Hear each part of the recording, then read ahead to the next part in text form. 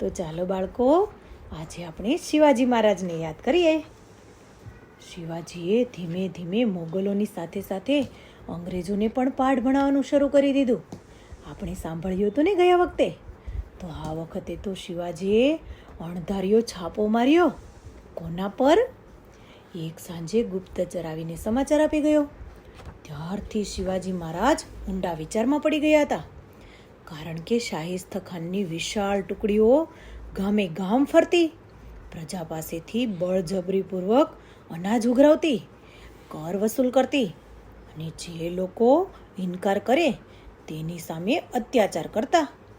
પ્રજા તો ભાગતી રહી, ભાંગી ગઈ અને બધા એકબીજાને પૂછતા હતા, શિવાજી મહારાજ શું કરે છે?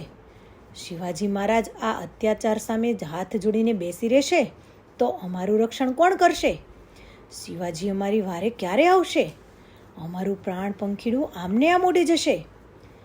આવી વાતો લઈને જ ગુપ્તચર શિવાજી મહારાજ પાસે આવ્યો હતો. હવે શિવાજી વિચારતા હતા કે મારે જલ્દી જ કંઈક કરવું પડશે, પણ શું કરવું એ કંઈ નક્કી નહોતું થતું. તેથી શિવાજીના મનમાં ખૂબ મોટી ગડમથલ ચાલતી હતી.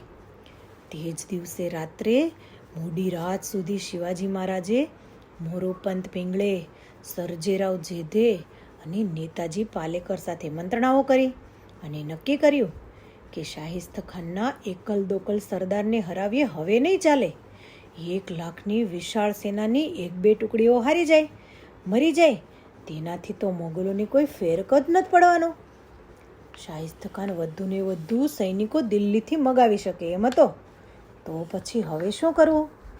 મહારાજે બધાને સૂચવ્યું કે જો શાહિસ્ત ખાનની હિંમત તોડવી હોય અને એને દિલ્હી પાછો ભગાડવો હોય તો એને ભગાડવા માટે તેનું નિવાસસ્થાન એટલે કે હાલ લાલ મહેલમાં જ તેને પડકારવો પડે અને આ કામ મારે જ કરવું પડશે.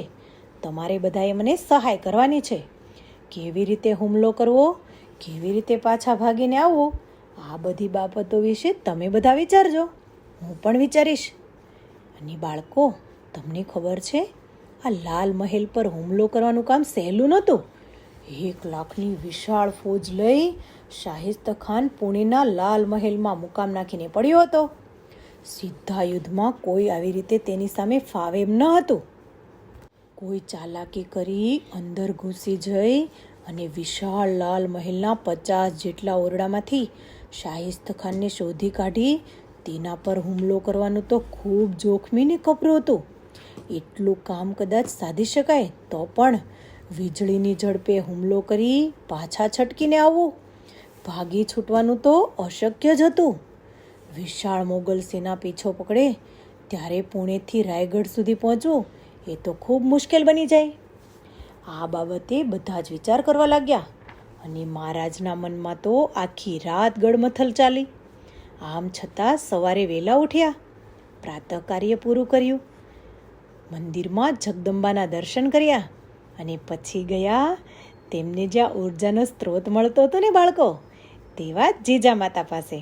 તેને પ્રણામ કરવા ગયા ત્યાં તો બધી જ ગડમથલ શમી ગઈ. તેના મનમાં કોઈ અંતઃપ્રેરણા કરતું હોય તેવું કંઈક નવું સૂચન મળ્યું અને નિશ્ચય બળ મળી ગયું. જીજા માતાએ પૂછ્યું, શિવબા, કાલે રાતે શું નક્કી થયું? લાલ મહેલ પર તે પોતે હુમલો કરવા ધાર્યો છે એ તો ઠીક છે, પણ મોગલ લશ્કર પાછળ પડશે ત્યારે શું કરીશ? એ વખતે મોગલો સામે કોણ ટક્કર ઝીલશે? આંગણામાં ઊભેલી ગૌ માતાને શિવાજીએ પંપાળી અને કહ્યું, જો માં, તારો પુત્ર મોતના મુખ સુધી ઘસી જાય, શાહિસ્ત ખાનને પરાસ્ત કરતો હોય તો આ ગૌ માતાના પુત્રો પણ મોગલ લશ્કરને પરાસ્ત કરવામાં પાછા નહીં પડે હો. આ વખતે તે કોઈ નવી ચાલ જ ગોઠવી લાગે છે શિવબા, પણ બધી ગણતરી બરાબર માંડજે. આવું કહી જીજા માતાએ શિવાજીને આશીર્વાદ આપ્યા અને શિવાજીએ પોતાની માર પાસેથી વિદાય લીધી. સવારની મંત્રણામાં હુમલો કરી પાછા વળવાની વિગતવાર યોજના ઘડાઈ ગઈ. કામની વહેંચણી થઈ ગઈ. હુમલાનો સમય પણ નક્કી થઈ ગયો. અને બાળકો, અત્યારે આપણી વાર્તા પણ એ જ સમયે ચાલે છે. હમણાં ચૈત્ર માસ આવશે ને, તેનો પ્રથમ દિવસ એટલે ગુડ્ડી પડવાનો દિવસ.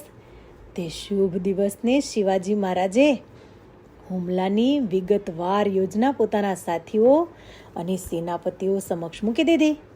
શિવાજી મહારાજની હિંમત અને ચતુરાઈથી ઘડેલી અજબ યોજનાને બધા જ લોકોએ વધાવી લીધી. બધાની અંદર નવી આશાનો સંચાર કરી દીધો.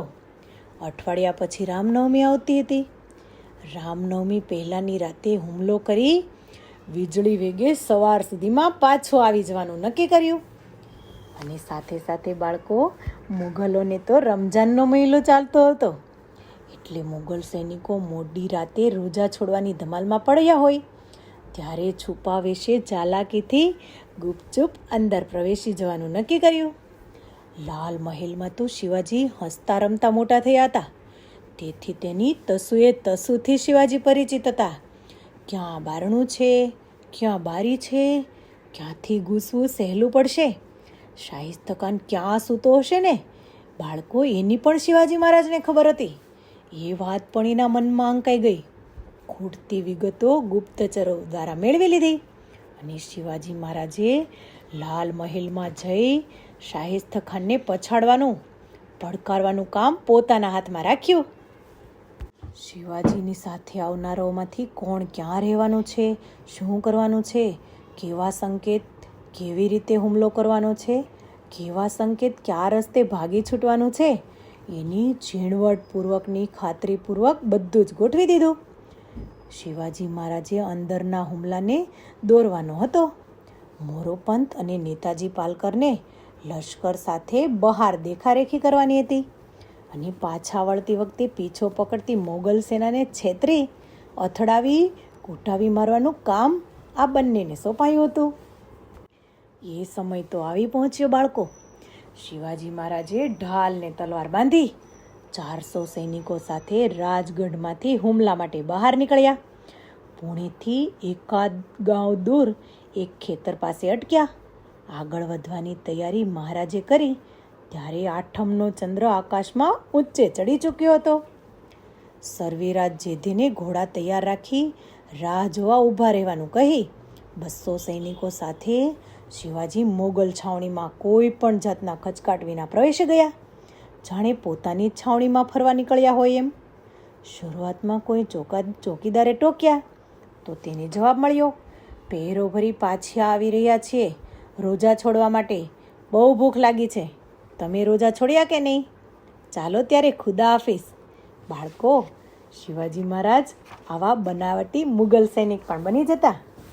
મોગલ સેનામાં મરાઠા અને રાજપૂતની ટુકડીઓ પણ હતી. ઘણી ચોકીએ તો આટલું બધું કહ્યા સિવાય પણ કામ ચાલી ગયું. આમ માત્ર એમ કહીને, કામ યા સાહેબ, રોજા છોડ્યા કે નહીં? નિરાતે રોજા છોડો, અમે ફરીએ છીએ.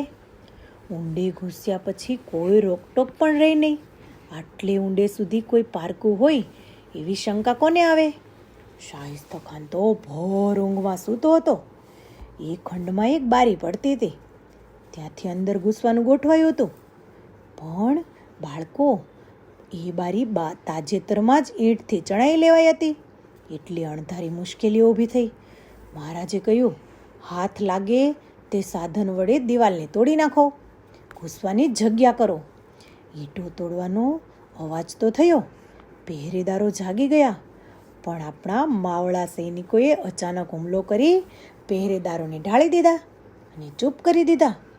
પછી તો દિવાલમાં એક માણસ ઘૂસી શકે તેટલી જગ્યા થઈ ગઈ. માવડા સરદાર ચીમણાજી દેશપાંડેએ અંદર ઘૂસીને જોયું તો ખાનના બંધ ઓરડા બહાર એક સૈનિક ચોકી કરી રહ્યો હતો. ચીમણાજીએ તલવાર ખેંચી.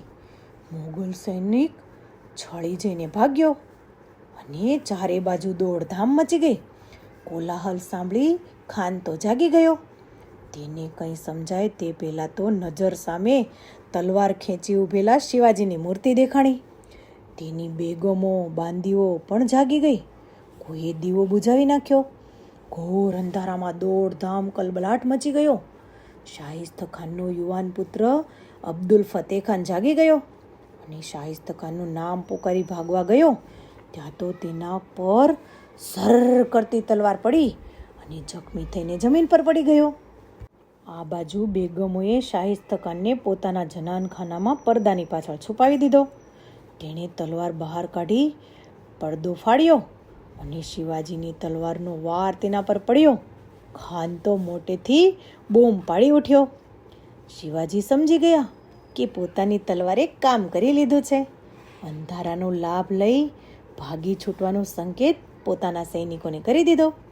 સંકેત મળતા જ મરાઠા સૈનિકોએ યોજના પ્રમાણે કામ શરૂ કરી દીધું.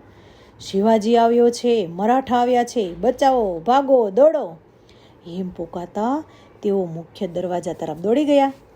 મોગલ સૈનિકો સમજ્યા કે એ બધા તેમના સૈનિકો છે એટલે મુખ્ય દરવાજો ખોલી નાખ્યો. મોગલ સૈનિકો અંદર ઘસી આવ્યા. માવડા સૈનિકો અને શિવાજી હેમખેમ બહાર નીકળી ગયા.